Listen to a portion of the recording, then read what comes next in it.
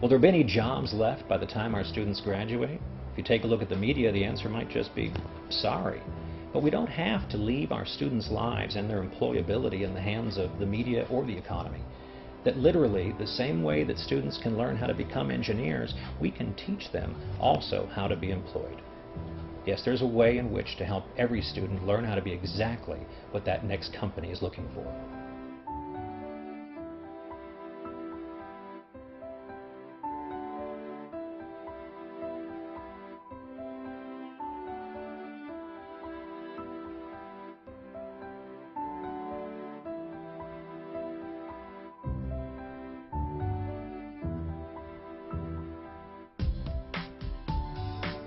Hero School is a fresh approach for changing mindsets and inspiring college students to succeed. Tiger Todd is the visionary behind Hero School. Since 1995, Tiger's uniquely entertaining motivational seminars, with their relevant stories and pop culture metaphors, empower students to change their thinking and behavior while filling that vacuum of human doubt with confidence to move forward, reach goals, and achieve success. Hero School.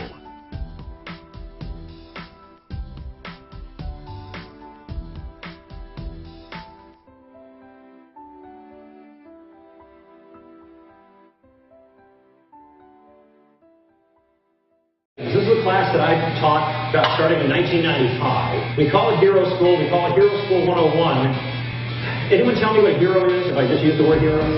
Hero, what's the first thing? Sure, something to look up to, anything else. What comes to mind? First thing that comes to mind when I say hero. Yeah. Serve somebody. Sure. What else? Somebody that does something extraordinary. Extraordinary. Okay. You got nothing over here? Never heard the word hero before? We call it Hero School because we noticed something that happened in movies, predominantly hero movies, that happened extraordinarily fast. Who here saw The Matrix, the movie The Matrix? Right? And there's this line in The Matrix, right, where he says, when Morpheus is talking to the movie hero Neo, and he says, like a splinter in your mind, you know there's something wrong with the world, but you can't define it, you can't put your finger on it, but it's driving you mad, and you need an answer. I have this theory that answers produce peace, and so I'm hoping today you'll get some answers. And, like movies, I want things to happen very, very quickly. Hero School is this. We found that in every hero film, Peter Parker type character changed into Spider-Man. That Thomas Anderson became Neo in The Matrix. That there was this change, and yet that's what was supposed to happen in school. Third grade was supposed to change into fourth grade. Fourth grade is supposed to change into fifth grade. Human beings they don't just have to act out what their impulses are. That they can utilize their willpower and these other character traits to become more. A hero is someone simply who undergoes a transformation, but he undergoes a transformation because he or she is risking that life, his or her life, to help somebody else.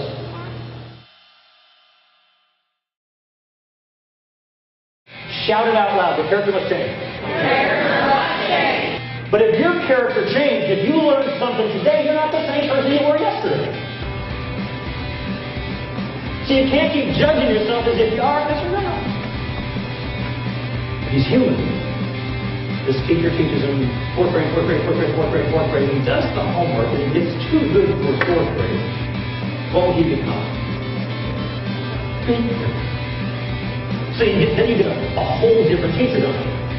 It's a whole different teacher, and then we teach fifth grade, get too good for fifth, you become a sixth grader. When we changed from third to fourth to fifth to sixth, we knew we were different. We had a psychological change that we weren't the same person. Same parents, still maybe same DNA, but we were different. Teaching is one thing. Learning is did you do what you were taught. I want you to think of this in terms of when you get too good for third grade, you're not just a better third grader. And that's this whole growth idea. There is growth. We're talking about change, transformation. I'm trying to get a job. I've applied in 100 places. Well, that was your first problem. Because the first step in getting the job you want is to decide where it is you want to work. And then target that place. Don't be divided and have one fraction of you, 1/100th of you in every one of these places. Put 100% of you there. Repeat after me. I will succeed. I will succeed. Now, at what? See, that's what I want you to write down. Get something on paper right now. This is your movie of your next life. How do you want it to be? How do you want it to be? Do you want to be an extra in somebody else's film, or do you want to be in charge of your next film?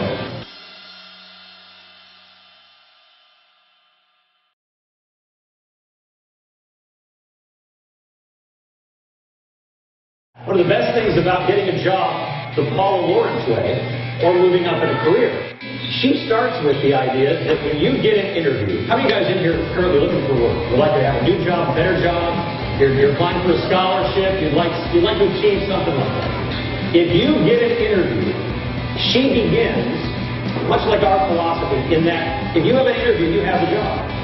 So you decide where you want to work. Now you study that place. Study. Find out what they're into, what they need to hear. If you have a business like that, you'll find, you get some stuff money out here, that there's something called opportunity cost. Have you ever heard that term? Opportunity cost?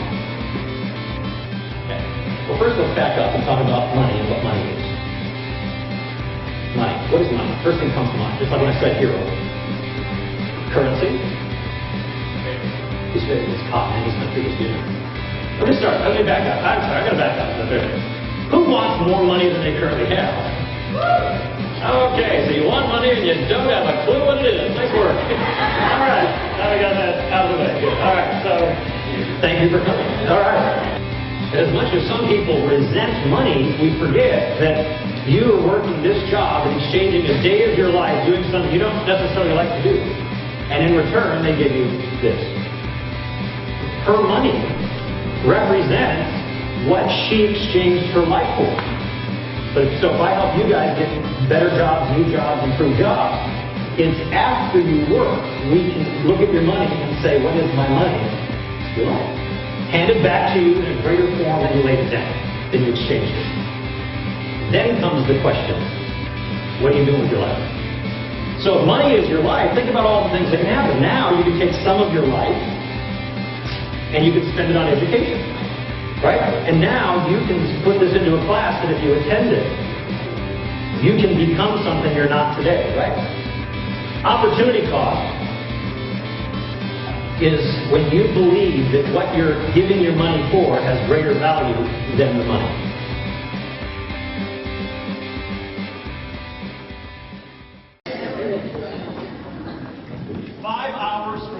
Freak this all out. 5 hours from birth, our little horse was actually standing up and running. And I was like, it was fascinating. Well, she was so cute. I went up to her and I said, baby, where'd you get your body from? And she says, I got it from my mama.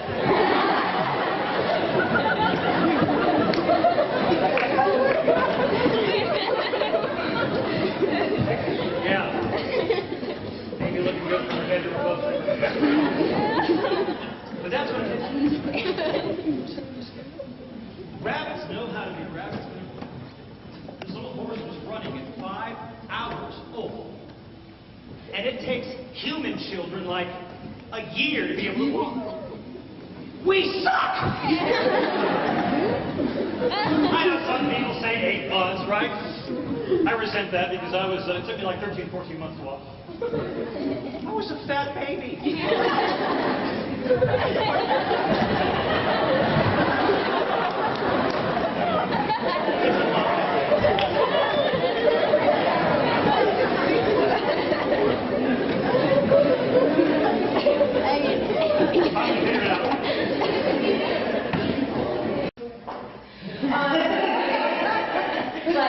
But you're right. There's some people, whether it's germaphobe or it's just their culture, it's their personal thing. I'm going to suggest it will be very rare in an interview environment that you won't shake somebody's hand. However, that is their issue, not yours. Okay? Right. If you have an issue, are you comfortable with your issue? Probably. If I have one of those eyes that wanders, I've had it my whole life. I'm comfortable with it. If you're uncomfortable with it, I'll sense it. But you know I'm comfortable. If the person you're interviewing with is in a wheelchair, is missing an arm, is wearing an eye patch, and isn't a pirate.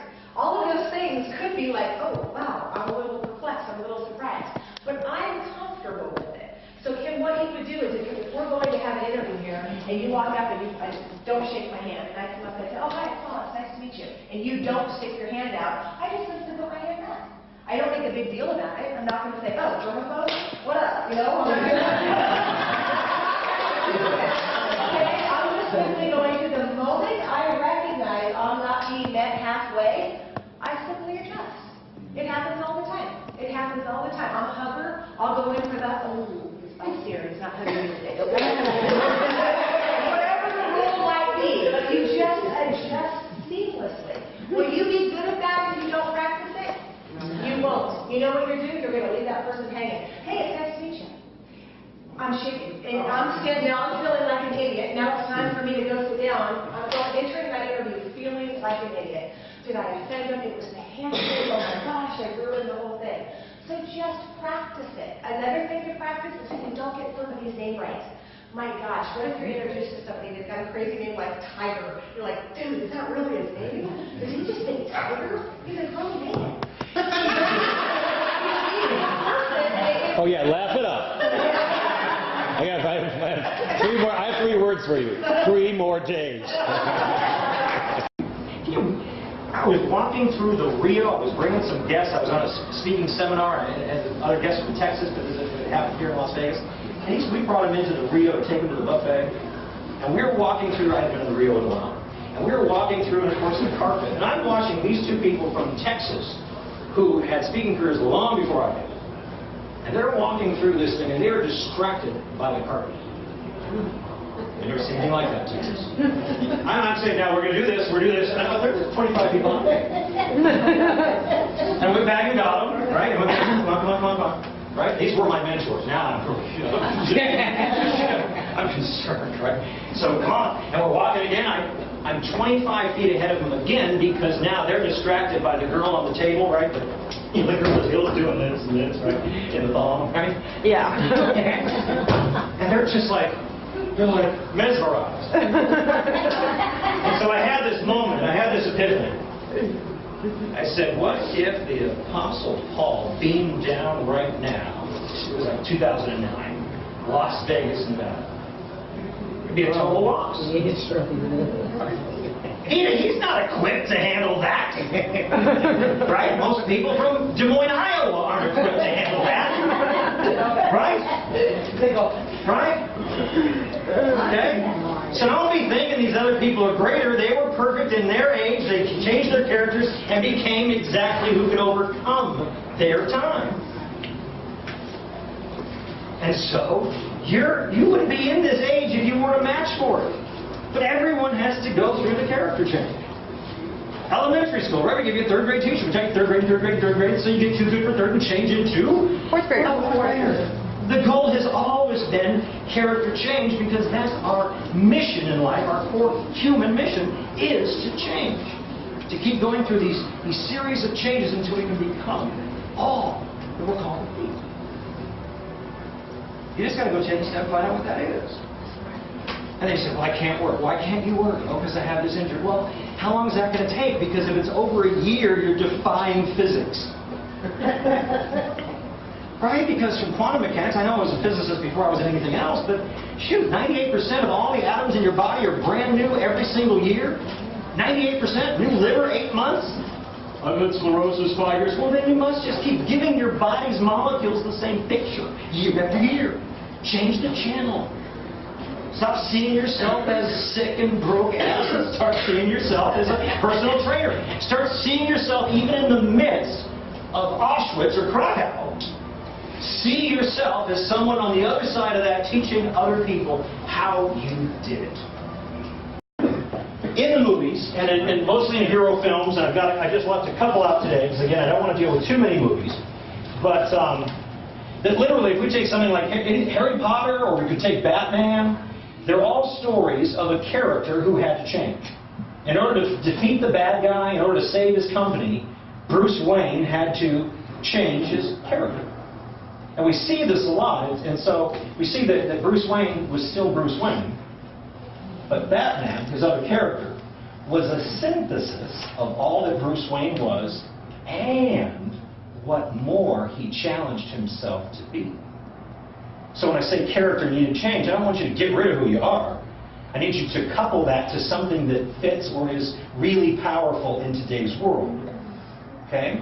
Giving you enough, and so we just keep going. So you have Harry Potter.